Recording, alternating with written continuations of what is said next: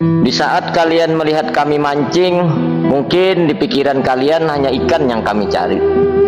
Namun itu hanya pemikiran orang yang nggak tahu mancing.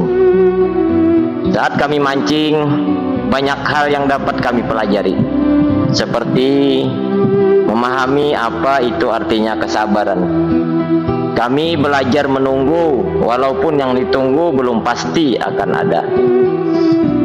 Di pemancingan, kami juga bisa berbagi sesama teman kami, sesama pemancing, dan kami